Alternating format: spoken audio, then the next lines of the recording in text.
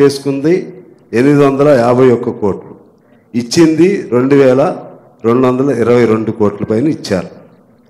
ఇప్పుడు 23-24లో మొత్తం లాభాలు 4701, మినహాయింపు చేసుకుంది 2289, ఇచ్చింది 2412 మీద మనకి ఇచ్చారు. ఇది ఇంకా మీకు పాతది వెళితే ప్రతి సంవత్సరం నుంచి ఇది ఉన్న సాంప్రదాయం. మరి అదే కదా, ఎందుకంటే నేను చాలామందికి ఇది అవగాహన ఉందో లేదో నాకు తెలియదు కాబట్టి నేను కొద్దిగా రోజువారీ యాక్టివిటీస్లో ఉంటాను కాబట్టి ఇంకా మీకు చెప్పాలంటే ఈ 10 ఏళ్ల కాలం నుంచి కూడా ఇదే లెక్క ఉంది. మీకు టైము సమయాభావం ఉంటుందని దాంతో నేను చదవలేదు. 10 ఏళ్ల కాలం నుంచి సేమ్. ఇంకా వాళ్ళు ఎక్కువ పర్సంటేజ్, ఇప్పుడు నేను మీకు చెప్పాను చూసారా, 18-19లో చాలా ఎక్కువ ఉంచుకున్నారు. 18-19లో వచ్చింది 2857 అయితే వాళ్ళు ఉంచుకుంది 1853. బట్టి గారు, ఇది మీకు అవగాహన ఉండటం కోసం. ఎందువల్లంటే సరే మీరు పెద్దవాళ్ళే, మంత్రివర్యులు, అయినా అన్ని డీప్ నాలెడ్జ్ ఉండదు కాబట్టి అందులో మీరు ముద్దాయిలు చేశారు, మమ్మల్ని ముద్దాయిలు చేశారు కాబట్టి జరిగిన పరిణామం ఇది. దీనికి సంబంధించి ఇక ఇంకో మాట చెప్పి నేను క్లోజ్ చేస్తాను.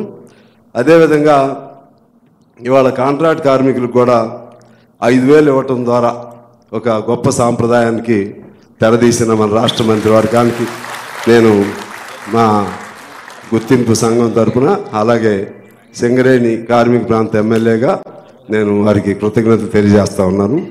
ఇక 2-3 అంశాలు ఉన్నాయి. ఒకటి జివో నెంబర్ 22. ఆ మాట అంటే మా సిఎండి గారు నన్ను ఇట్లా అంటాడు, చెప్పొద్దు అంటాడు. జివో నెంబర్ 22 అది ఖచ్చితంగా మీరు అమలు చేస్తే 35,000 మందికి చాలా ఉపయోగదాయకంగా ఉంటుంది. అది ఎప్పుడో వచ్చింది, సెంట్రల్ గవర్నమెంట్ కూడా దానికి యాక్సెప్టెన్స్ ఇచ్చింది. మా ఠాకూర్ కూడా ఎప్పుడు నాతో చెప్పమంటూ ఉంటాడు, కొద్దిగా దయచేసి, అంటే వాళ్ళు మీకంటే పిల్లలు కాబట్టి మీతో చెప్పలేరు, వాళ్ళు చెప్పలేని నాతో చెప్పుకుంటూ ఉంటారు. ప్లీజ్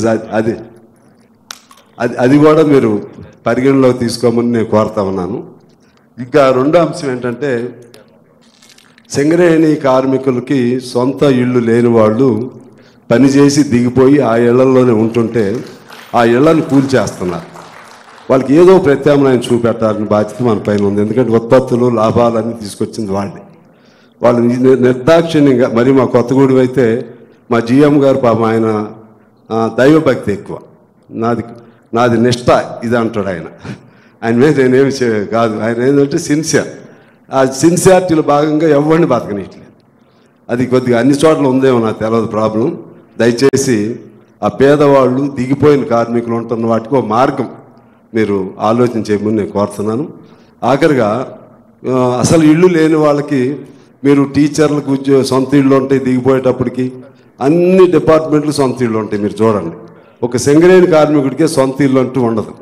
సొంత ఇంటికి సంబంధించిన ఏదో ఒక ఆలోచన మా బట్టి గారు చేయవలసిందిగా నేను కోరుతున్నా. ఇది కాదు, ఇది అది వేరు, మనది సింగరేణికి సంబంధించి అది ఒకటి చేయమని, సొంత ఇంటికి సంబంధించి చేయమని కోరుతూ, ఇక ఆఖరి కోరిక ఏంటంటే, ఇప్పుడు పాత రోజుల్లో పెన్షన్ శ్రీధర్ బాబు గారికి బాగా తెలుసు. అంతే, ఈ మీటింగ్లో పోనీ సింగరేణికి సంబంధించిన ఆఖరి కోరిక. ఈ మీటింగే కాదు, ఎప్పుడైనా ఇంతే ఉంటుంది. అందరికి తెలుసు, వివేక్ గారికి తెలుసు, వినోద్ గారికి తెలుసు. ఆ కార్మికులు అప్పుడు దిగిపోయినప్పుడు కొమరయ్య గారు వాళ్ళందరూ ఉన్నప్పుడు ఫైట్ చేసి కొంత వచ్చిందండి.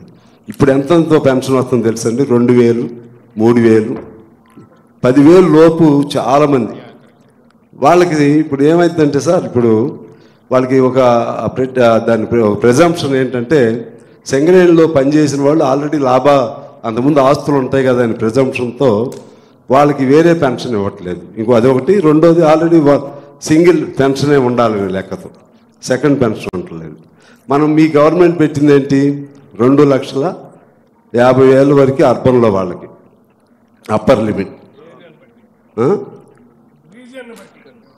కాదు ఇది కాదు, గవర్నమెంట్ ఇచ్చే పెన్షన్స్ రూరల్లో